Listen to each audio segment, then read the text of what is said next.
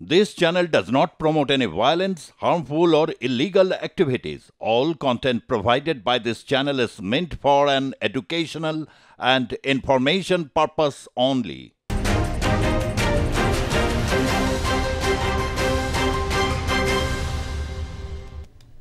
নমস্কার, আপনাদের সকলকে স্বাগত জানিয়ে শুরু করছি আজকের পর্বের জনমত। আমি সুজিত চট্টোপাধ্যায় রয়েছি আপনাদের সঙ্গে। কাউন্টডাউন শুরু হয়ে গেছে। গতকালই বলেছিলাম বাংলাদেশে এই মুহূর্তে জবরদস্ত কাউন্টডাউন চলছে। আগামীকাল সেখানে স্বাধীনতা দিবসের প্রাক্কালে বাংলাদেশের যে প্রশ্নটা নিয়ে বাংলাদেশ উত্তাল হয়েছিল 5ই আগস্টের পর থেকে, বা 5ই আগস্টের আগে যে প্রশ্নকে নিয়ে উত্তাল ছিল বাংলাদেশ, সেটি মুক্তিযুদ্ধের সাপেক্ষে শক্তি এবং মুক্তিযুদ্ধের বিরোধী শক্তি, যারা মুক্তিযুদ্ধকে কখনোই স্বীকার করেননি, বাংলাদেশ গঠন প্রক্রিয়া থেকে যারা বারবার করে বাংলাদেশ নিয়ে প্রশ্ন তুলেছে, বাংলাদেশের যখন একটি স্বাধীন রাষ্ট্র হিসাবে যখন সে মাথা তুলে দাঁড়াতে চেয়েছে, বারবার করে সেখানে বিভিন্ন প্রতিক্রিয়ার শক্তি বাধা দিয়েছে। এবং এই বাধাপ্রাপ্ততা তার সাথেও গণতন্ত্রের পথে অগ্রসর হওয়ার নিরন্তর চেষ্টা করেছে বাংলাদেশ, এটাও একদিকে সত্য। রাজনৈতিক শক্তি কখনো কখনো পরাভূত হয়েছে ক্যান্টনমেন্টের কাছে, এই নিয়ে তীব্র বাদানুবাদ হয়েছে, বিতর্ক হয়েছে, কিন্তু তার মধ্যে থেকেও বাংলাদেশ এগিয়ে গেছে নানাভাবে, নানা ফর্মে। সক্রিয় সহযোগিতা ভারত থেকে তারা পেয়েছে, আন্তরিক সহযোগিতা অন্তর থেকে বাংলার মানুষ, অর্থাৎ যারা পশ্চিমবঙ্গে রয়েছেন, অন্তর থেকে তারা তাদের ভালোবাসা জানিয়েছেন।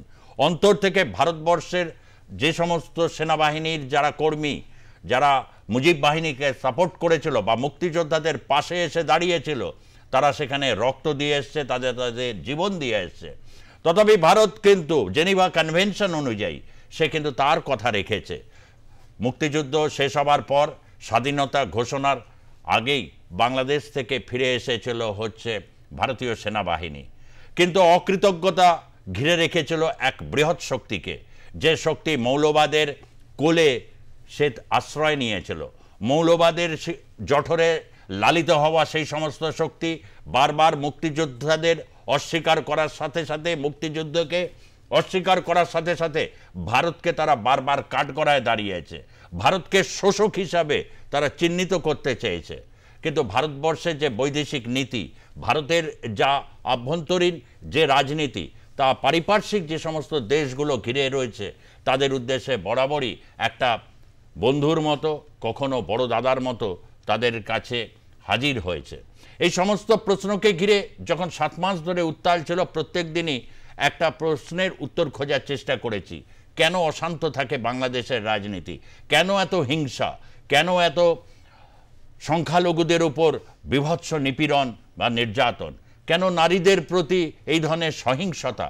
কেন শিশুদের এরকম ধর্ষণের সামনে গিয়ে পড়তে হয়? ধর্ষকরা বুক ফুলিয়ে ঘুরে বেড়ায় আর ঘরের কোণে মুখ লোকায় এই হতভাগ্য শিশুকন্যারা।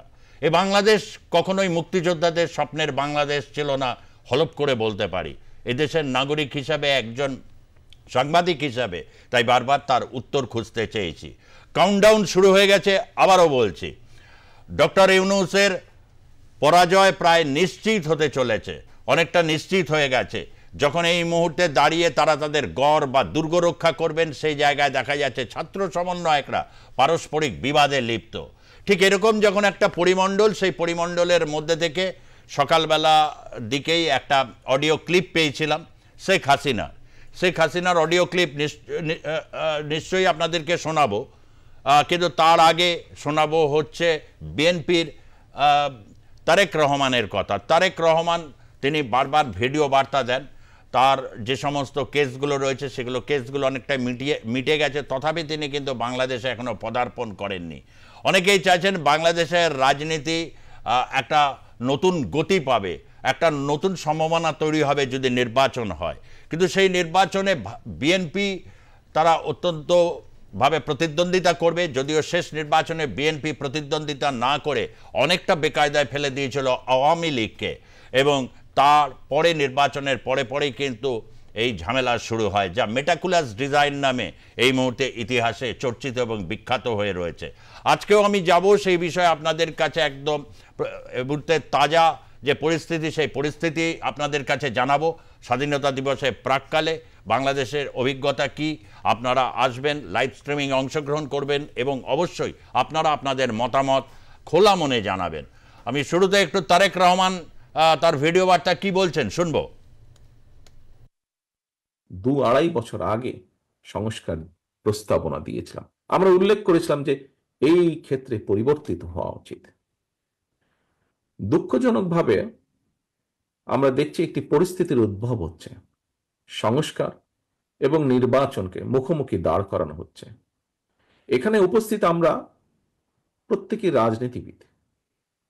এখানে একজন বক্তা উল্লেখ করে গিয়েছেন, খুব সম্ভবত বোধহয় মান্না ভাই বলেছেন ওনার বক্তব্যে, যে গণতন্ত্র বলতে একজন সাধারণ মানুষের কাছে কি বোঝা যায়। গণতন্ত্র বলতে একজন সাধারণ মানুষের কাছে এক কথায় নির্বাচন, নিরপেক্ষ নির্ভয় ভোট দেওয়ার যে সিস্টেম, সেটিকেই গণতন্ত্র বলি আমরা। সারা পৃথিবীতে সেটি গণতন্ত্র হিসাবে প্রচলিত বা স্বীকৃত। কিন্তু এই ব্যবস্থাকে সংস্কার এবং নির্বাচন এটিকে মুখোমুখি করে দেওয়া হচ্ছে।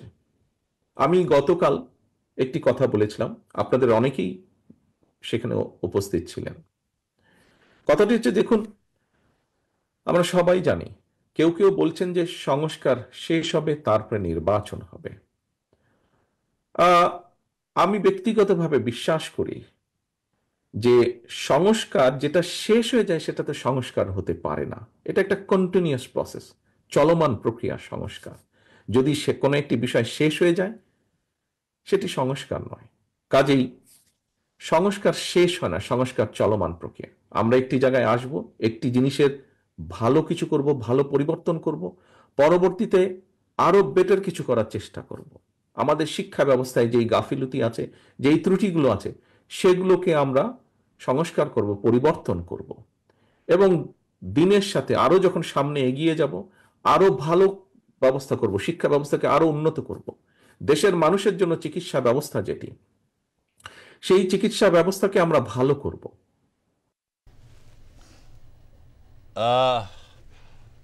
গণতন্ত্র বলতে তারেক রহমান যে কথাটি বললেন খুবই গুরুত্বপূর্ণ কথা। সাধারণ মানুষের কাছে গণতন্ত্র বলতে যেটা বোঝায়, নির্ভয়ে নিজের মনোমতো প্রার্থীকে সে যাতে ভোট দিতে পারে, যা অনুপস্থিত ছিল। নিঃসন্দেহে এটি একটি খোঁচা পূর্বতন আওয়ামী লীগের দিকে।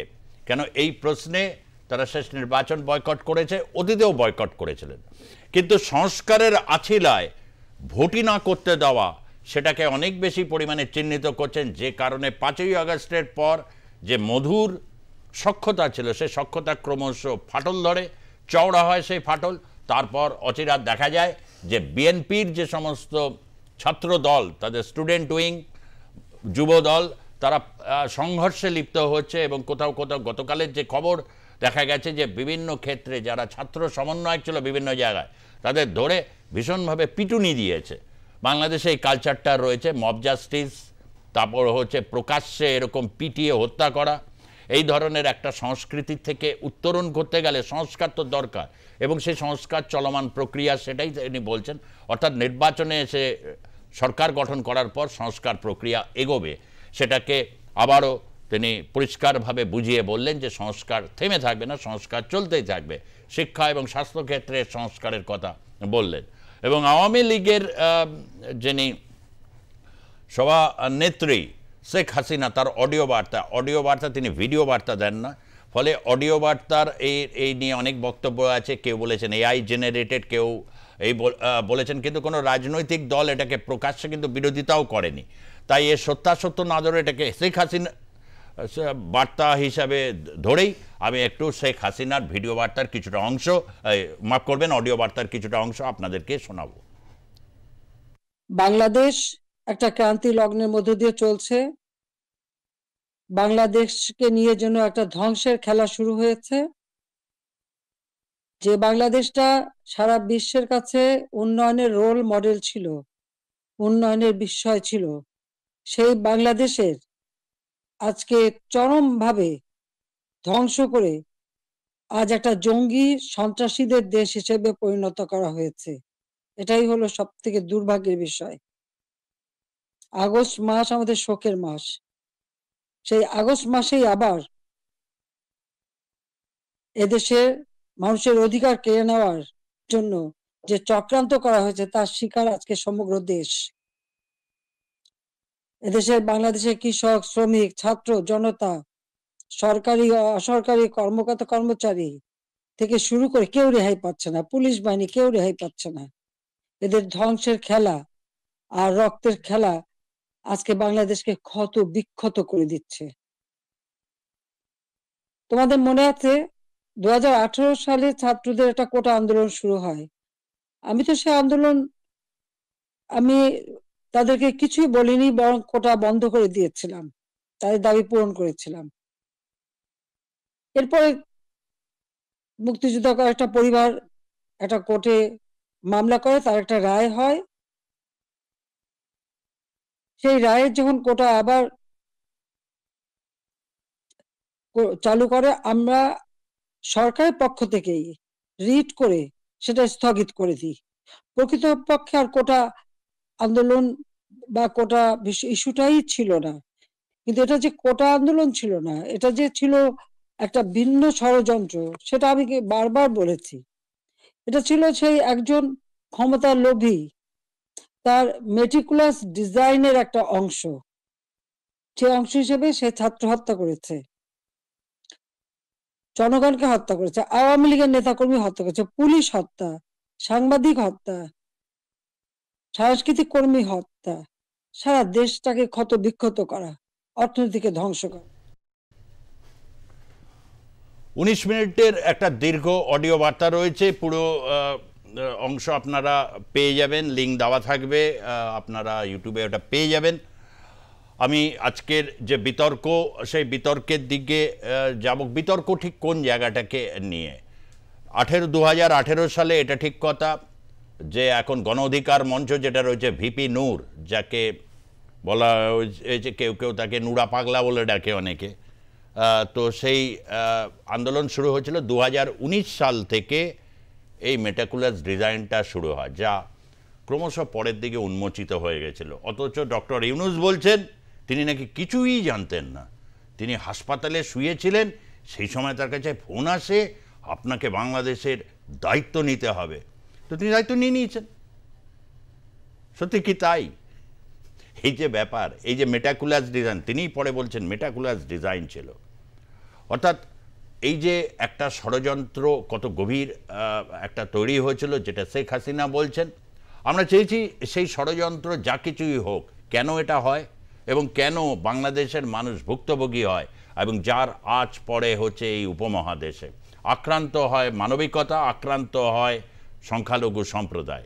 এই প্রশ্ন বারবার নাড়িয়ে তুলেছিল, এবং আগামী দিনে কোন পথে যাচ্ছে বাংলাদেশ, সেটা অবশ্যই আমাদের একটা প্রধান গুরুত্বপূর্ণ বিচার্য বিষয়। আজকে রয়েছেন আমাদের সঙ্গে, প্যানেলে রয়েছেন ওয়ার্ল্ড ফেডারেশন অফ হোমিওপ্যাথি বিশিষ্ট চিকিৎসক এবং বহু সম্মানে ভূষিত ডাক্তার প্রকাশ মল্লিক। আপনাকে স্বাগত জানাচ্ছি আজকের এই টক শোতে। রয়েছেন বিশিষ্ট লেখক সাংবাদিক সুকুমার দেবনাথ, আপনাকেও স্বাগত জানাচ্ছি। এবং রয়েছেন ভারতীয় জনতা পার্টির অন্যতম মুখপাত্র অধ্যাপক দীপঙ্কর সরকার, আপনাকে স্বাগত জানাচ্ছি দীপঙ্কর বাবু। এবং রয়েছেন আমাদের সঙ্গে যিনি প্রতি মুহূর্তে বিভিন্ন আপডেট, গতকালও তিনি একটা গুরুত্বপূর্ণ আপডেট দিয়েছিলেন, এবং মুক্তিযুদ্ধের সাথে অগ্রগণ্য ফ্যামিলি হিসাবে এবং তারই উত্তরসূরি হিসাবে উত্তরবঙ্গে থেকে রয়েছেন বিশিষ্ট রাজনৈতিক বিশ্লেষক দীপ্তিমান সেনগুপ্ত। দীপ্তিমান বাবু, আপনাকে স্বাগত জানাচ্ছি। কাউন্টডাউন শুরু হয়ে গেছে, এটা বারবার করে বলছে। আপনি শেখ হাসিনার বক্তব্য শুনলেন, পরিপ্রেক্ষিতটাকে তিনি একই কথা বারবার করে বলছেন, 2018 বৈষম্য বিরোধী আন্দোলন, যেটাকে তিনি গুরুত্ব দিচ্ছেন না। বারবার এটা বলা হয়েছে, ডক্টর ইউনূস তার সাঙ্গপাঙ্গরা বারবার এটা বলেছেন যে কেন আওয়ামী লীগের মধ্যে কোনো আফসোস অনুশোচনা নেই, কেন তারা ভুল স্বীকার বা ক্ষমা প্রার্থনা জাতির উদ্দেশ্যে করছে না। সত্যি এখনো পর্যন্ত করেনি, তার কারণ উনি এখনো পর্যন্ত এর উপরে স্ট্রিক্ট, মানে একদম স্ট্রিক্ট করে রয়েছেন, যেটা একটা মেটিকুলাস ডিজাইন ছিল, এবং এই ষড়যন্ত্রটা হয়েছে, এবং আর্থিক দুর্নীতি, ক্ষমতার লোভ সেই জায়গায় নিয়ে গেছে। এবং তারেক রহমানের কথাও আপনি শুনলেন, দ্রুত নির্বাচনের দাবিতে বিএনপি রয়েছে। এখন প্রশ্ন হচ্ছে, সেনাবাহিনী তারা যে কোনো ক্ষেত্রে, আপনি গতকালই বলছেন এজ গ্রুপ ধরে বিভিন্ন গ্রেপ্তারগুলো বিভিন্ন ক্ষেত্রে হচ্ছে। লেটেস্ট সিচুয়েশনস কি? সবচেয়ে বড় প্রশ্ন যে খুব দ্রুত হচ্ছে, ডক্টর ইউনূস যদি চীনে যায় তিনি নাকি নাও আসতে পারেন, কিন্তু আমার কাছে একটা মানে ইনফরমেশনস আমি আসছি এবং এই সম্ভাবনাটা নিয়ে করছি এবং বলতে পারেন এটাকে আমি এন্ডোর্সও করেছি অনেকটা জায়গায়। অনেক ক্ষেত্রে কিন্তু গৃহবন্দী করতে পারে ছাত্র নেতাদের, এরকম সংবাদ আমার কাছে রয়েছে সেনাবাহিনী। কি বলবেন দীপ্তিমান সেনগুপ্ত? আমি প্রথমেই আপনাকে বলে রাখি যে আমি শেখ হাসিনার মতের সঙ্গে 100% একমত যে এটা মেটিকুলাসলি ডিজাইন্ড। তার দুটো ভাগ বলে দিই। এই কি বলে তৌহিদি জনতা এক সময় এই রোহিঙ্গাদের আশ্রয় দেওয়া কেন্দ্র করে শেখ হাসিনার ওপরে একটা চাপ সৃষ্টি করেছিল, সেখান থেকে এর শুরু। তার আগেই অনেকটা হয়েছে, সেখানে ইউনূসকে এই দেওয়া কি বলে নোবেল দেওয়া, যাই হোক এগুলো নিয়ে আমি আর আসছি না। কিন্তু এখানে সর্বশেষ যে থিওরিটা ছিল সেটা হচ্ছে -2, এইটা ছিল সবচেয়ে লেটেস্ট থিওরি ছিল। তো সেই থিওরিটার পরে এখন যখন এসছে এবং তৌহিদি জনতা যখন তার নিজের দাঁত নখ বার করেছে, এবার বাংলাদেশের মানুষ এই পিনাকি, ইলিয়াস এবং এদের এই চক্রান্তটা খুব স্পষ্ট পরিষ্কারভাবে বুঝতে পেরেছে, এখানে আর কোনো দ্বিমত নেই। এখন প্রশ্নটা হচ্ছে তিনি এসকেপ করবেন কিভাবে। এবার এসকেপের কতগুলো শর্ত আছে। ইউনূসকে যদি আমি খুব স্বাভাবিকভাবে ইউনূস ভাবে দেখি তাহলে পরে ভুল হবে, কারণ তিনি একজন নোবেল জয়ী। আর বাংলাদেশের মতো একটি গণতান্ত্রিক রাষ্ট্রে সেখানে কিন্তু এই ঝালটাকে সহ্য করতে পারবে না। আমার যেটা মনে হচ্ছে, এটা আমার ধারণা, আমি এখনো কনফার্ম হয়ে বলছি না, ওনার এসকেপটাও কিন্তু মেটিকুলাসলি ডিজাইন্ড হবে। উনি চীনে যাবেন, হয়তো উনি নাও ফিরতে পারেন, সেটা হতে পারে এক। দ্বিতীয়ত আর যেটা হতে পারে সেটাও আবার একটা বলে রাখছি, যে এই যে ছাত্র জনতা যে আছে, এই ছাত্র জনতাদের একটা অংশকে আপনি যেটা বললেন যে গৃহবন্দী করা হবে, এবং সেটার প্রস্তুতি হিসাবে আজকে না, আমি গতকালকেই বলেছি যে আমেরিকান কিছু সেনা অফিসার তারা এসছে। এবার আপনাকে দুটো পার্টে দেখতে হবে। আপনিও খুব ভালো করে জানেন যে জাতিসংঘ কেন্দ্র করে জাতিসংঘ এবং ট্রাম্পের মধ্যে একটা কিন্তু দ্বৈরথ তৈরি হয়েছে। এই জাতিসংঘ এক্সিস্ট করবে কি করবে না, যার জন্য জাতিসংঘের যিনি এই মানবাধিকার দিকটা দেখেন, তিনি এসেছিলেন বাংলাদেশে কয়েকদিন আগে, তিনি কি বলে ইফতার পার্টিতেও অ্যাটেন্ড করেছেন। এখন আমার যেটা খুব স্বাভাবিক প্রশ্ন সেটা হচ্ছে যে রোহিঙ্গা প্রশ্নে আলোচনা করতে গেলে পরে মায়ানমারের সঙ্গে কথা বলতে হবে। উনি বাংলাদেশে আসলেন কেন? প্রশ্নটা এখান থেকে শুরু হবে। রোহিঙ্গা সমস্যাটা কোথাকার, উদ্বাস্তু সমস্যাটা কোথাকার? মায়ানমারের। তাহলে গিয়ে মায়ানমার সরকারের সঙ্গে কথা বলতে হবে। অর্থাৎ তিনি যে গন্ডগোলটা বাজিয়ে গেলেন, এই জাতিসংঘের যিনি এসছিলেন, প্রতিনিধি এসছিলেন বা চেয়ারপারসন এসছিলেন, তার সঙ্গে এই ট্রাম্পের যে গন্ডগোল, সেই গন্ডগোলের জায়গাতে সেইখানে একটা মানে কাটা আরেকটা লাগিয়ে দেওয়ার চেষ্টা। কিন্তু আজকে সেটার ভিত্তিতেই কিন্তু বাংলাদেশে আমেরিকান সেনাপ্রধান, মানে সেনাপ্রধান বলবো না, সেনা আধিকারিকরা এসছেন এবং তারা বাংলাদেশের সেনাপ্রধানকে বলেছেন যে আপনারা রাখাইনের সঙ্গে কূটনৈতিক সম্পর্ক তৈরি করুন এবং তার সঙ্গে সঙ্গে সিটুয়ে বন্দরটাকে যেন রক্ষা করা যায় সেই ব্যাপারে তাদেরকে বার্তা দিন। ওকে, অর্থাৎ কোনো একটা, আমি জাস্ট এক সেকেন্ডে শেষ করে দিচ্ছি, এই জায়গাটাতে খুব পরিষ্কার হয়ে যাচ্ছে যে কোনো একটা জায়গাতে একটা প্যাসেজ করে দেওয়া হচ্ছে ইউনূসকে যে বাবা তুমি মঙ্গলে মঙ্গলে বেরিয়ে যাও, না হলে এরপরে ঝামেলা হলে আমরা দায়িত্ব নেব না। এটা হচ্ছে লাস্ট ইনফরমেশন। তার কারণ ওই বিমান যদি সমুদ্র বন্দরটাকে রক্ষা করতে না পারা যায়, তাহলে একটা যেহেতু ওখানে চীনের প্রেজেন্স ওখানে রয়েছে, খুব গুরুত্বপূর্ণ জায়গায় আপনি, অর্থাৎ আপনি নিশ্চিত, দীপ্তিমান বাবুর কথা থেকে আমি একটু আসছি বিজেপির দীপঙ্কর সরকারের কাছে, যে উনি মানে নিশ্চিত একটা সেফ প্যাসেজ খোলা মানে হচ্ছে, মানে মেটাকুলাস ডিজাইনের plan A, plan B, plan C থাকে। এই তিনটে প্ল্যান না হলে একটা তখন হচ্ছে মানে সুযোগ মতো তখন একটা ডেসপারেট একটা অ্যাটেম্পটের দিকে তখন যায়। এখন প্ল্যান এ, বি, সি কোনটা এই ক্ষেত্রে যাবে সেটার উপরই বলা হচ্ছে কাউন্টডাউন। কিন্তু এটা তো নিশ্চিত যে বাংলাদেশের এই যে পর্যায়টা হলো, রাজনৈতিকভাবে বিভিন্ন পর্যায়ে গেছে এবং লাস্ট যখন দেশের যিনি বিদেশমন্ত্রী তিনি জয়শঙ্কর, তার যে সংসদীয় কমিটি, সেই কমিটিতে মনীষ তিওয়ারি, প্রিয়াঙ্কা চতুর্বেদী সবাই তারা যখন গেছেন তাদের কাছে কিন্তু পরিষ্কারভাবে বলে দিয়েছেন যে কেন ভারত ঠিক স্টেপ বাই স্টেপ তার অ্যাকশনটাকে এগিয়ে নিয়ে গেছে। এমতো পরিস্থিতিতে আপনারা কি মনে করছেন, রাজ্য বিজেপি এই জায়গাটা কি মনে করছে যে আগামী দিনে বাংলাদেশের যে উদ্ভূত পরিস্থিতি, সেই উদ্ভূত পরিস্থিতির মধ্যে দিয়ে রাজ্য বিজেপি কোন দিকটার উপর বিশেষ নজর রাখছে? দেখুন, সকলকে শুভ সন্ধ্যা। একটা জিনিস প্রমাণিত সত্য যে বাংলাদেশের রাজনীতির মূল চালিকা শক্তি ভারত বিরোধীদের উপর নির্ভর করে।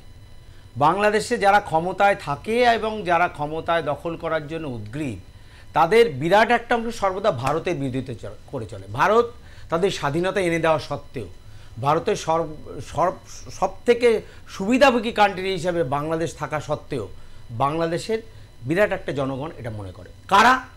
এই জনগণটা হচ্ছে পাকিস্তানপন্থী। আমি আপনার এখানে আলোচনায় বলেছিলাম যে বাংলাদেশ 1971 সালে স্বাধীন হয়ে চলে যাওয়ার সময় বাংলাদেশে প্রায় 5.5 কোটির মতো বিহারি মুসলিম, যারা পাকিস্তানি মুসলিম, যারা বিহারি মুসলিম, তাদেরকে রেখে গেছিল। 1971 থেকে সেই 5.5 লক্ষ আজকে সেটা 1.5 কোটির উপরে চলে গেছে। এবং এই পাকিস্তানপন্থী মুসলিমদের অংশরাই বাংলাদেশে আজকে এই 5ই আগস্টের যে ঘটনা ঘটেছে তার অনেকটা নির্ণায়ক। দ্বিতীয় কারা নির্ণায়ক ছিল? যারা কিনা কওমি মাদ্রাসায় পড়ে, আজকে শেখ হাসিনা অস্বীকার করতে পারবেন না, তিনি ক্ষমতা থাকাকালীন মাদ্রাসার শিক্ষাকে দেশের আধুনিক শিক্ষার সমপর্যায়ে করে এই মাদ্রাসা শিক্ষার যারা আজকে সমন্বয়ক দুজন আছে, আমি নাম বলতে চাইছি না, তাদেরকে মাদ্রাসা শিক্ষায় পড়ে তাদেরকে সমপর্যায়ের ডিগ্রি দিয়ে শিক্ষা ব্যবস্থা নিয়ে এলো। ফলে তারা শিক্ষা ব্যবস্থায় ঢুকলো, ওই মাদ্রাসায় যারা পড়াশুনো করলো তারা জেহাদি মতবাদ শিখলো। কারণ মাদ্রাসার প্রথম শিক্ষা যে কোনো শিশুর কাছে দেখবেন, অথচ নিজের ধর্মকে, মুসলিম ধর্মকে পক্ষপাতে নিজের ধর্মকে ভালো করবে এবং অন্য ধর্মকে ছোট করবে, এবং হিন্দুরা তাদের কাছে কাফের শত্রু, তাদের উপর অত্যাচার করে তাদেরকে দখল করতে পারলেই তোমার লক্ষ্য গোলটা পূরণ হবে। এখানেই মাদ্রাসা শিক্ষা যারা গ্রহণ করেছিলেন, সেই মাদ্রাসা শিক্ষা যারা গ্রহণ করেছিলেন তারাই আজকে এই সমন্বয়ক থেকে শুরু করে বাংলাদেশের ক্ষমতায় অনেকটা নির্ণায়ক জায়গা আছে 5ই আগস্টের পর। তৃতীয়ত বিষয় যে এই বিরোধী যে চক্রান্ত, যে বাংলাদেশের সাথে ভারতের একটা সুসম্পর্ক ছিল, শেখ হাসিনার মাধ্যমে বাংলাদেশ এগিয়ে যাচ্ছিল অর্থনৈতিক দিকে, অস্বীকার করার কাজ নেই। বাংলাদেশে কোনোদিন ইলেকট্রিক ট্রেন চলবে বাংলাদেশের লোক ভাবেনি, সেটা ব্যবস্থা করছিলেন।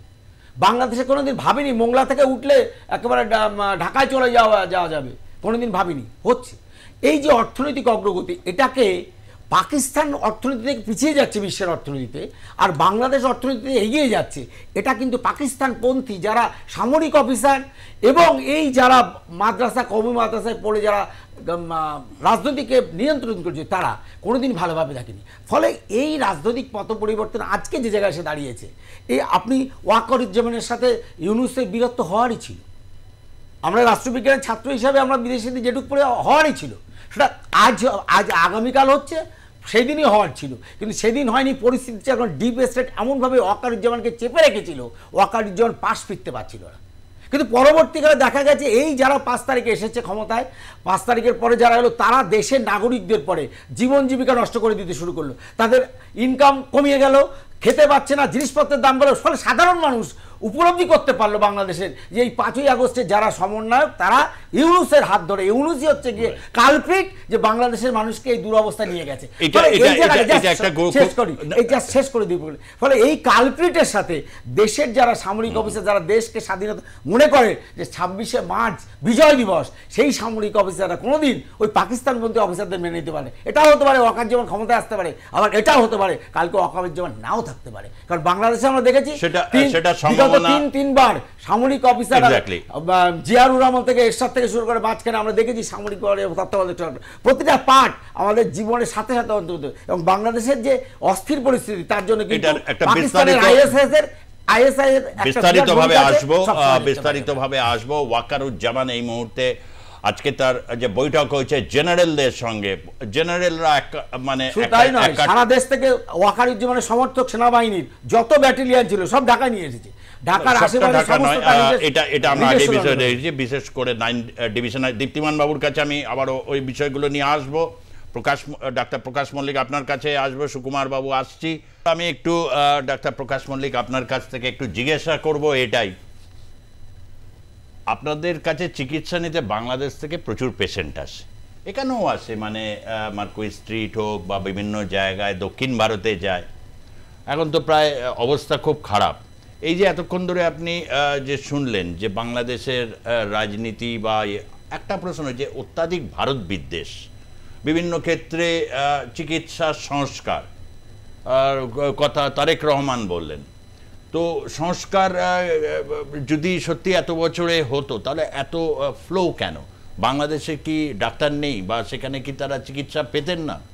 বা তারা বলছিলেন যে চীনের সাথে মানে একটা সম্পর্ক তৈরি করবেন, কিন্তু চীনের সাথে গিয়ে কোনো একটা ভাষা সমস্যা, সংস্কৃতিগত ব্যাপার রয়েছে, চিকিৎসা মানে তো অনেক কিছুই। তো এরকম একটা জায়গায় দাঁড়িয়ে আজকের এই 9 মাসের এই পরিস্থিতি যে একটা তিতিবিরক্ত জায়গায় নিয়ে গেল, কোথাও আপনি আশাবাদী যে এর পরের সিচুয়েশনসটা কোথাও চেঞ্জ হতে পারে? আমি প্রথমেই সকলকে দর্শকদের শুভ সন্ধ্যা জানাচ্ছি। আর এই ব্যাপারে সুজিতদা যেটা বলেছেন যে এটা কিন্তু একটা খুব ভয়াবহ পরিস্থিতি। আজকে ভারতবর্ষে প্রচুর পেশেন্ট আছে, এই ব্যক্তিগতভাবে আমার চেম্বারেও প্রচুর বাংলাদেশের পেশেন্ট আসতো এবং তারা কিন্তু সবাই এলোপ্যাথিক করে, আমি একজন হোমিওপ্যাথি ডাক্তার, সেই জন্য ব্রেন টিউমার থেকে ক্যান্সারের পেশেন্ট বেশি আসতো, কিন্তু তারা এখন ফোনে কাঁদছে। এবং সাধারণ মানুষ ধরুন নাটোর, রাজশাহী এবং কুষ্টিয়া, খুলনা, এইগুলো ওরা ঢাকা যাওয়ার থেকে ওরা কিন্তু কলকাতা আসাটা ওদের সহজ হয়ে যেত, কিন্তু ওদের ভিসা বন্ধ হয়ে গেছে। ইদানিং কিছু মেডিকেল ভিসা পাওয়া যাচ্ছে, সেখানে আমাদেরকে অনলাইনে প্রেসক্রিপশানে বলতে হচ্ছে রিকোয়ারমেন্ট ফর দি ট্রিটমেন্ট, সেটা খুব মুষ্টিমেয়। এবং তাদেরকে যে কথাটা আপনি বললেন, ওখানে সরকার বা ওখানে জনগণকে একটা প্রস্তাব দিয়েছে যে আপনি হংকং চলে যান, চীন চলে যান, কিন্তু তাদের যে খরচ সাধারণ মানুষেরা বিয়ার করতে পারে না। সরকার চিকিৎসার জন্য কোনো খরচ তাদের দেবে না এবং সেই জন্য বলছেন চলে যান। কিন্তু এই এটা সংস্কার, এটা সংস্কার।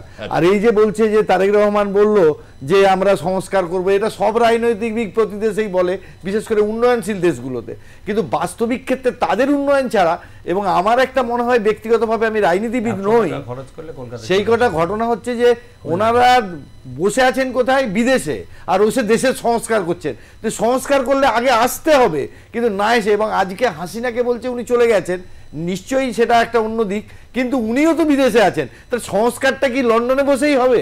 তাই সেই সংস্কার করতে গেলে আগে নিজেকে ফিল্ডে আসতে হবে। আমি খেলতে চাই, কিন্তু যদি আমি মাঠে না নামি তাহলে খেলাটা হবে কি করে? এই দূর থেকে বার্তা দেওয়াটা কোনো দেশের পক্ষে সমীচীন নয় বলে আমি মনে করি।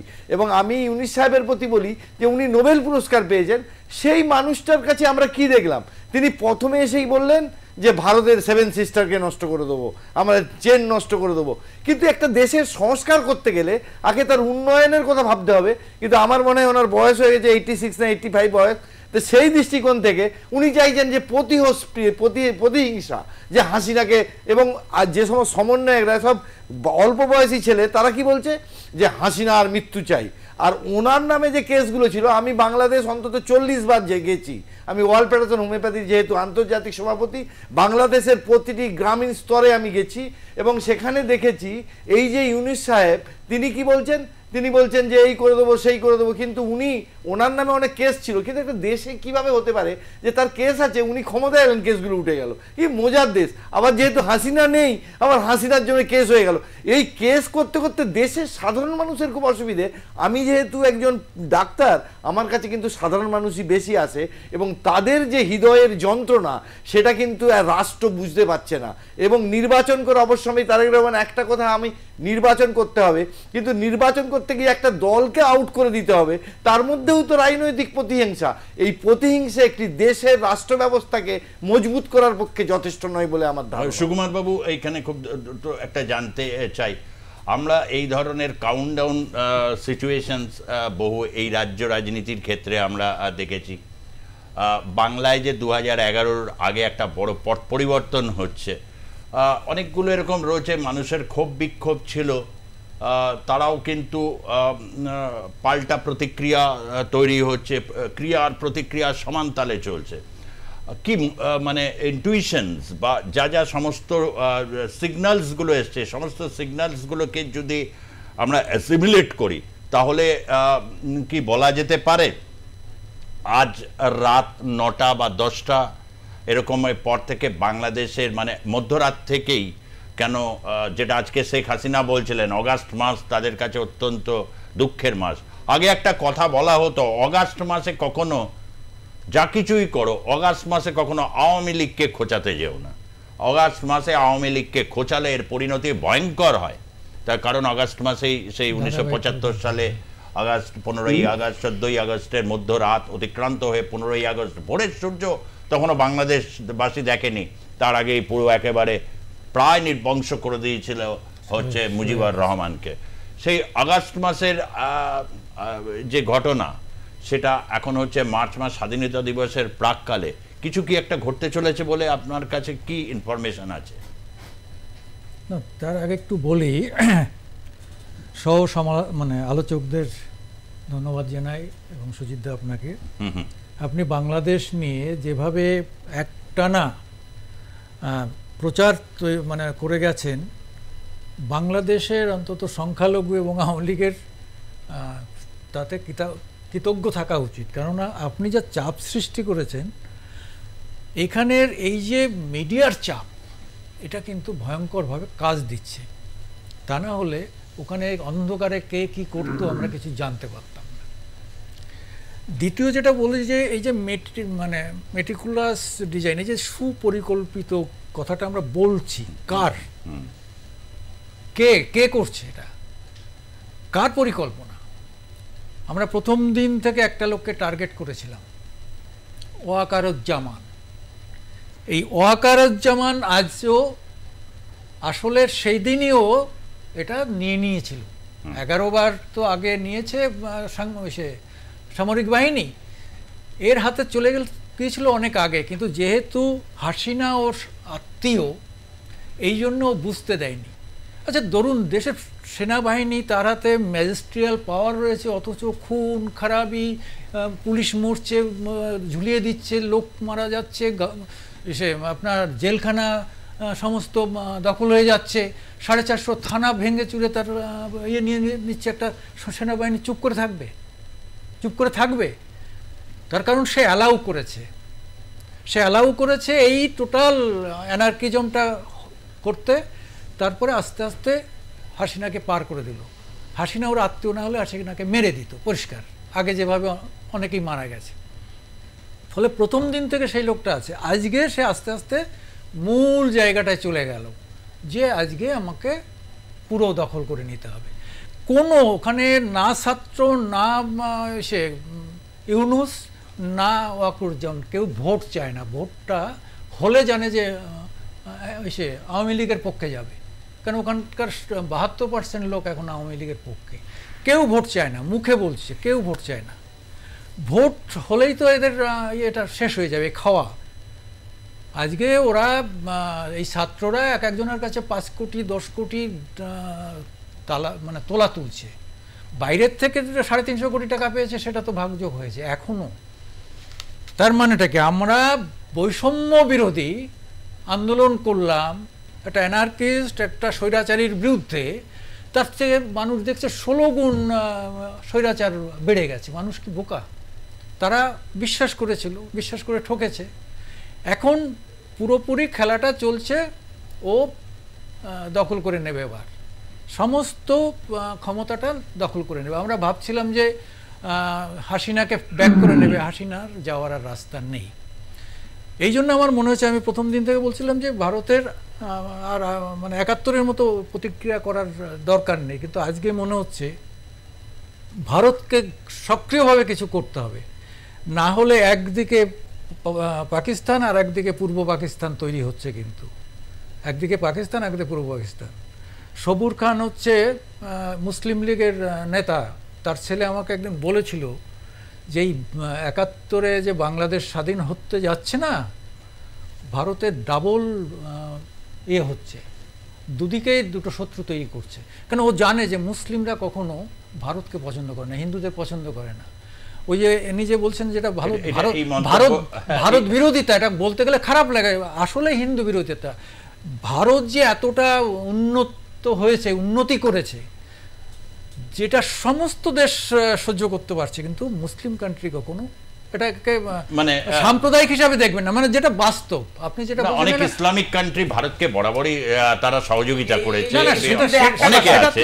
সেটা ফরেন পলিসি। আমি একটা কথা আছে, আমি আমার সহ্য করতে পারেন, আমাদের যে প্রতিবেশীর কথা বলছি, যেটা বলছেন অ্যাকচুয়ালি বাংলাদেশের লোকেরা আবার তারা ভারত মানে সারা পশ্চিমবঙ্গকে ভাবে, তাদের যে বৃহত্তর ভারতবর্ষ সম্পর্কে তাদের এক্স্যাক্টলি আমি এই পয়েন্টটার সাথে যে অনেকে ভাবেন বোধহয় ভারত পশ্চিমবঙ্গটাকে ভারত আর কিভাবে ভারতবর্ষের এত বড় একটা দেশ সেটা কল্পনাতীত। তারা বলছে আমাদের তাদের বাজার নষ্ট হয়ে যাচ্ছে, তারা ভাবতেই পারে না ভারত যে এত বড় একটা দেশ সেই কল্পনাটাই তাদের মধ্যে, এবং তার জন্য ওদের রাজনৈতিক প্রেক্ষাপট ওই মানুষকে বোঝানো এবং ভারত এখানে আমি একমত নই। যে অংশটা জামাত হিজবুত তাহরির এই যে অংশটা এটা 30% এখন দাঁড়িয়েছে, আগে 20% ছিল। এখনো 70% মানুষ কিন্তু আওয়ামী লীগের পক্ষে, তারা গণতন্ত্রের পক্ষে না, গণতন্ত্রের পক্ষে, এবং তারা কিন্তু ভারতকে বন্ধু ভাবে। আমি এই জায়গায় কিন্তু দ্বিমত করছি। এখনো অধিকাংশ লোক ওখানকার, আপনি জানেন 25,000 শুধু আওয়ামী লীগের লোককে মেরেছে। আমরা শুধু হিন্দু মেরেছে বলছি, কত হিন্দু মেরেছে? 25,000 আওয়ামী লীগের লোককে মেরে দিয়েছে। বগুড়ার 5 জন মুসলিম নেতাকে মেরে দিয়েছে ইউনিয়ন বোর্ডের, তারা সবাই মুসলমান। এখানে মুসলমানের থেকে ওখানে আওয়ামী লীগটা বিরোধী হলে হিন্দু হলে তো কোনো কথা নেই, মুসলিম হলে শেষ করে দাও, কারণ আওয়ামী লীগ আবার আসবে। আবার দীপ্তিমান বাবু, এইটা এই যে প্রেক্ষাপটটাকে নিয়ে বাংলাদেশের এই প্রেক্ষাপট পশ্চিমবঙ্গ তথা ভারতবর্ষের মানুষকে কিন্তু অনেকটা আলোকিত মানে করতে পেরেছে। অনেকে এইটাই বিশ্বাস করতে চেয়েছেন যে ভারত এত সহযোগিতা করেছে বাংলাদেশের সাথে, তাহলে কেন এত ভারত বিদ্বেষ? এগুলো নিয়েও বিস্তারিত আলোচনা বা চর্চা হয়েছে। একটু যদি সামনের 24 ঘন্টাটাকে দেখি, মানে আগামী 24 ঘন্টা খুব গুরুত্বপূর্ণ। প্রথম হচ্ছে যে আগামীকাল যদি দেখা যায় মধ্যরাতের পর আগামীকাল শাহাবুদ্দিন চুপ্পু প্রেসিডেন্ট এবং ওয়াকারুজ্জামান, যেটা সেদিন দেখা গেছিল বঙ্গভবনে, ওয়াকারুজ্জামান ছিলেন, শাহাবুদ্দিন চুপ্পু ছিলেন, পেছনে ছিল হচ্ছে মুজিবুর রহমানের তৈলচিত্র। সেখানে দাঁড়িয়ে ডক্টর ইউনূস শপথ নিয়ে বলছেন বিপ্লব সম্পন্ন হয়েছে, মানে সেই সংবিধান শপথ নিয়ে। এই যে একটা হাঁসঝাড়ু অবস্থা যে এরকম একটা পরিণতি আনবে, এটা তো মানে সকলেই জানে। আগামীকাল কি -2 না হয়ে মাইনাস এই সমস্ত হয়ে সত্যিকারের যা ছিল সেটা রেস্টোরেশন অফ ডেমোক্রেসি কি বলা যেতে পারে? আগামী কাল থেকে না আরেকটু টাইম লাগবে, 1 বৈশাখ পর্যন্ত? আমি প্রথমেই আপনার এখানে বলেছিলাম, এর আগের দিন বলেছিলাম যে আপনারা ইসের থেকে চিন্তা করুন, মানে পশ্চিম দিকের রাজনীতিটাকে দেখে আপনারা চিন্তা ভাবনা করুন। আবার গতকালকেও বলেছি যে 15ই বৈশাখ পর্যন্ত আমাদের একটু দেখতে হবে। তো এই জায়গাটাতে আমি এসে দুটো বিষয়কে আমি একত্রিত না করে আমরা শুধুমাত্র বাংলাদেশ, পশ্চিমবঙ্গ, ভারতবর্ষ নিয়ে চিন্তা করছি। এই ভারতবর্ষটাও কিন্তু 71 সালের ভারতবর্ষ নয়, এই ভারতবর্ষটা 2025 সালের ভারতবর্ষ। বাংলাদেশকে নিয়ে যারা খেলতে চাইছিল, অর্থাৎ চায়না বলুন, ইউএসএ বলুন, so called leftist force, Inqilab জিন্দাবাদ পার্টি, যারা এগুলো করার চেষ্টা করছিল, তারা মনে করেছিল যে ভারত অনেক সহজভাবে রিয়্যাক্ট করবে। তাদের জ্বালাটা হয়ে গেছে যে আমাদের বিদেশমন্ত্রী জয়শঙ্কর এবং দেশের প্রধানমন্ত্রী তারা কোনো রিয়াকশন দিচ্ছে না। এটা তাদের কাছে আরো মানে একটা কনফিউশনের সৃষ্টি করেছে। এবার বাংলাদেশ যদি কোনো কারণে ভাঙে, যদি বাংলাদেশে অ্যানার্কি সৃষ্টি হয়, তাহলে ওখানে চীনও ঠোকর মারবে, আমেরিকাও ঠোকর মারবে, আর ভারতবর্ষ তখন তৃতীয় শক্তি হিসাবে নিশ্চয়ই ঠোকর মারবে। এবার তাদের মধ্যে যে শক্তি ক্ষয়টা হচ্ছে, এটা হতে দেওয়া উচিত আমি মনে করি। আমাকে যদি আপনি বলেন আমার দৃষ্টিভঙ্গি থেকে, যে তাদের যে রাজনীতিটা ভারত বিরোধিতার মধ্য দিয়ে শুরু হয়েছে, তাদের রাজনীতিটার কি ভারত বিরোধিতা। ঠিক আছে, -2 কেন, -3 করি, ভারতবর্ষ মাইনাস হয়ে যাক, তারপরে তোমরা কতদিন এক্সিস্ট করো দেখো তো।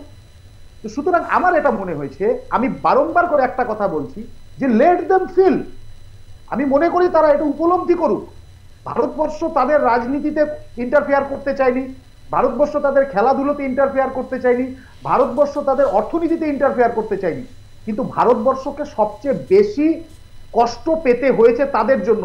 ভারতবর্ষের 4000 সেনা তাদের কারণে প্রাণ দিয়েছে। তো প্রশ্নটা হচ্ছে যে আমি আগামী 15 তারিখের মধ্যে, আমি আপনাকে আগের দিনও বলেছি, আজকেও বলছি, সেনা শাসন যদি হয় তাহলে পরেও কিন্তু বাংলাদেশের জনগণের আহামরি কিছু লাভ হবে, সেটা হবে না। কারণ বাজেটটা যেহেতু জুন মাসে শেষ, তারপরের থেকে রাষ্ট্রটা কোথার থেকে চলবে, কে কোথার থেকে মায়না পাবে, কারা এই পেট্রোল ডিজেলের জন্য বৈদেশিক মুদ্রা কোথার থেকে কালেকশন হবে। সুতরাং একটা হচপচ অবস্থার মধ্যে পড়েছে বাংলাদেশে। এর আগেও বহুবার সামরিক শাসন হয়েছে এবং একইভাবে ফিরে এসেছে। এরা হ্যাবিচুয়েট হয়ে গেছে, এখানে আপনি আমি কিছু করতে পারবো না। সুতরাং সবচেয়ে বুদ্ধিমানের কাজ, এই মাহফুজ আলম, আপনাকে আমি বলেছি, আপনি দেখবেন মাহফুজ আলম এত কিছু ঘটনা হচ্ছে কোনো কিছু বলছে না। ওয়ারাজ এই লোকটাই কিন্তু বৃহত্তর বাংলাদেশের একটা ম্যাপ প্রকাশ করেছিল প্রথম। সুতরাং যারা এই মেটিকুলাসলি ডিজাইনের অংশ, তারা সবাই চুপ আছে, তারা সবাই মানে এটা সেটা বলে বোঝাচ্ছে। এবং আমাদের এই যে ঘটনাটা হচ্ছে, এই ঘটনাগুলো শুধু তুলে ধরা, এই যে হত্যাগুলো হচ্ছে, কারা মরছে, এখানে যারা উপস্থিত আছেন তারা সঠিকভাবে বলছেন যে ওখানকার মানে যারা মারা যাচ্ছে, একটা মেজর সংখ্যক মুসলিম সংখ্যাধিক্যের মানুষ মারা যাচ্ছে, পয়সাতে ভুক্তভোগী হচ্ছে শ্রমিকরা, তারা মুসলিম সম্প্রদায়। আসলে ভারত বিরোধিতাটা প্রশ্নটা এদের নয়, বাংলাদেশের নয়, এটা অন্য কারো ডিজাইন করা। আমি আপনাকে বোঝাতে পারলাম? এটা অন্য কারো ডিজাইন করা। কেউ ডিজাইনটা করেছে, চায়না থেকে করেছে, ইউএসএ হতে পারে, পাকিস্তান হতে পারে। এবার তাদের মুখোশটা খুলুক না কেন, আমাদের এনজয় করতে দিন এই খেলাটা, আমরা এনজয় করছি। আমি সিম্পলি বলছি, আমি খুব ওপেনলি বলছি, আমার কোনো সহানুভূতি নেই। কারণ এদের সহানুভূতিটা আমি এই কারণে দেখাতে চাই না যে তাদের উপলব্ধি করতে হবে। আমি আজকের একটা ঘটনা বলছি, চ্যাংরাবান্ধা পোর্টে একজন বাংলাদেশি লোক, তার ছেলে পড়াশুনো করে বোধহয় তো শিলিগুড়িতে কোনো একটি স্কুলে, সে এসছিল, ঢুকে এসে ভারতবর্ষে ইমিগ্রেশন চেক করে ঢোকার পরে ভারতবর্ষকে গালিগালি করেছে। তখন লোকজন ধরে, গাড়ির ড্রাইভাররা ওখান থেকে তাকে ধরে নিয়ে গাড়ি থেকে নামিয়ে পোর্টে নিয়ে গেছে, বলছে এখনই এই লোকটাকে পাঠিয়ে দিন বাংলাদেশ। এই যে তাদের মধ্যে ভারত বিরোধিতা, তার ছেলে এখানে পড়ছে, তার কৃতজ্ঞ হওয়া উচিত। কৃতজ্ঞতাটা না দেখিয়ে সে বলবে আমি পয়সা দিয়ে পড়েছি, তো পয়সা দিয়ে জাপানে যাও, চীনে যাও, ভারতবর্ষে কেন? এই উপলব্ধিটা তাদের করতে দিতে হবে। সুতরাং আজকে যেটা চ্যাংরাবান্ধাতে হয়েছে, এই জিনিসটা হলে পরে তারা বুঝতে পারবে ভারতবর্ষ বন্ধু না শত্রু। এই পরিষ্কার এই বিষয়টা আমি আপনাদের মানে গণতান্ত্রিক পরিসরে শুনুন, চীন কিন্তু সুবিধাটা নিচ্ছে, আমরা ভয় পাই চীনকে, পরিষ্কার কথা। পাকিস্তান এরা কেউ না, চীন কিন্তু খেলাটা খেলছে, বিমান পাঠিয়ে দিয়ে নিয়ে যাচ্ছে ইউনুসকে। আমার ভয়টা এখানে যে যদি পুরোপুরি মানে সে বাংলাদেশ চীনের কবজায় চলে যায়, তাহলে যেভাবে পশ্চিম পাকিস্তানে আমাদের জ্বালাচ্ছে, সেই জ্বালাটা বাড়বে। দেখুন, আমি মনে করি না, আমি একমত না, আমিও আমি স্যারের সাথে একমত পাচ্ছি না। এই কারণ চীন এসে বাংলাদেশের সেনাবাহিনীকে নিয়ন্ত্রণ করবে আর আমেরিকা চুপ করে বসে থাকবে, আর পাকিস্তান চীনের কথা শুনবে, এটা মানে একটা হাস্যকর বিষয় মনে হচ্ছে, সঠিকভাবে নয়। এবং দ্বিতীয় যে বিষয়টা দেখুন, এখন একটা চীনকে বিশ্বাস করার কিছু নেই, সে ব্যাপারে আমি আপনার সাথে একমত, জীবনবাবু একমত, সে ব্যাপারে ঠিক। কিন্তু চীন বাংলাদেশকে এটা করতে হবে, কারণ চীন তার ব্যবসা ছাড়া কিছু বোঝে না। সারা পৃথিবীতে বাংলাদেশকে নিয়ে চীন কিছু মানে একটা এগুলো মানে এইরকম একটা রাষ্ট্র যা ঠিক মতো মানে কোনো দিকেই শুনুন,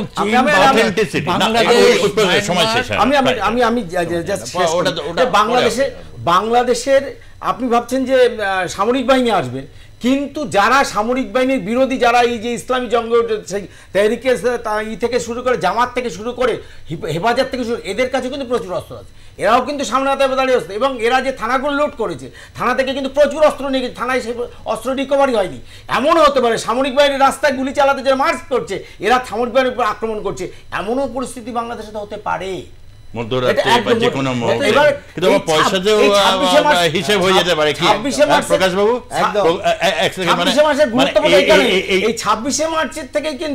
পাকিস্তানি সেনাবাহিনী বাংলাদেশের উপর আক্রমণ শুরু করেছিল, এবং সেটাকেই কিভাবে নেবে, কারণ এই জঙ্গিদের অবস্থান, তারা এমন ভাবে বাংলাদেশে, এটার জন্য আমি শুধু মনে করি না যে আজকে জঙ্গিরা দায়ী, মনে করি না, এর সাথে শেখ হাসিনারও ভুক্তভোগী। আমি বারবার একটা কথা বলছি, হাসিনা কেন আজকে শাহবাগের আন্দোলনকে ধ্বংস করার জন্য এই জামাতকে প্রাধান্য দিয়েছিল। শাহবাগের আন্দোলন ছিল বাংলাদেশের গণতন্ত্রপ্রেমী আন্দোলন, জাতীয়তাবাদী আন্দোলন। সেই আন্দোলনকে কেন ধ্বংস করে? তারা তো স্বাধীনতার পক্ষে ছিল। তাদেরকে ঠান্ডা করার জন্য এই জামাতকে এসে তখন মানে হাসিনাকে আজকে আপনি যদি আগুন নিয়ে খেলেন, আগুনে আপনার হাত পুড়তে পারেন। ঠিক কথাই। এবং এই গণতন্ত্র কথাটা যে বলা হচ্ছে, হাসিনার আমলেই গণতন্ত্রের হত্যা হয়েছে এবং সেই হত্যার যে রিয়াকশন আজকে এখন বাংলাদেশে, আমি যতটুকু আমার ব্যক্তিগত মত, কেউ আসলে গণতন্ত্রের সঠিক গণতন্ত্র ছিল গণতন্ত্রের মূল্যবোধের বিকাশটা হয়নি, যেটা চ্যাংড়াবান্ধার উদাহরণটা দিলেন। যে কোনো গণতন্ত্র প্রেমী বা গণতন্ত্রের চর্চা আছে, সে যে দেশে তার ছেলেকে পড়াচ্ছে সেখানে ঢুকে গিয়ে সেই দেশ সম্পর্কে বলছে। এবং আমি একটা কথা বলি, ওরা সকালবেলা থেকে সন্ধ্যা পর্যন্ত ভারতের জিনিস ব্যবহার করে। সকালে ঘুম থেকে উঠে যে চা খেতে চিনিটা বাবু যেটা বলছেন কৃতজ্ঞ। ভারতবর্ষ একটা দেশ অন্য একটা দেশকে স্বাধীনতা সাহায্য করার পরেও তার সেনাবাহিনীকে সরিয়ে নিয়েছে, এটা বিশ্বের ইতিহাসে একটা দৃষ্টান্ত। কোনো একটা ক্যাম্প নেই এবং আমরা সেই করিনি।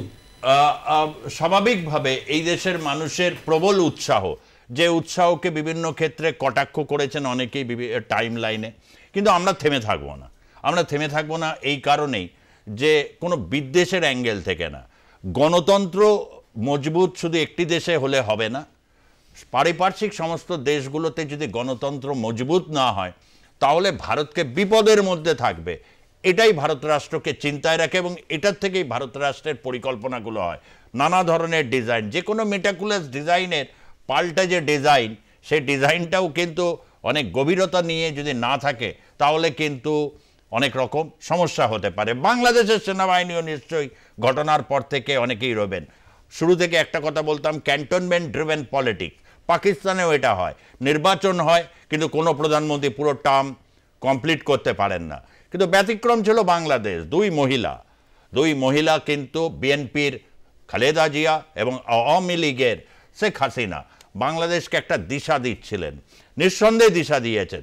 হয়তো শেখ হাসিনার অনেক কিছু অসঙ্গতি থাকতে পারে গণতন্ত্র সম্প্রসারণের প্রশ্নে, কিন্তু রাষ্ট্রের একটা দর্শন তৈরি হয়েছিল বাংলাদেশ রাষ্ট্রের। আর সমস্ত ধুলায় লুণ্ঠিত সেনাবাহিনী আস্কারা দিয়েছিল এই সমস্ত ছাত্র নেতাদের। আজ কোথাও একটা জায়গায় বুমেরাং হয়েছে, ফ্র্যাঙ্কেনস্টাইনের মতো। যে ভাষা তারা প্রয়োগ করছে সেনাবাহিনীর উদ্দেশ্যে, নিজের দেশের সেনাবাহিনীর উদ্দেশ্যে, সেটা অভাবনীয়। এতে বোঝা যায় যে পা রয়েছে দেশের মাটিতে এবং দৃষ্টিভঙ্গি রয়েছে অন্য জায়গায়। এটা খুব দুর্ভাগ্য সাথে নিঃসন্দেহে একটা রচিত হবে যখন ভবিষ্যতে এই ইতিহাসটা লিখিত হবে।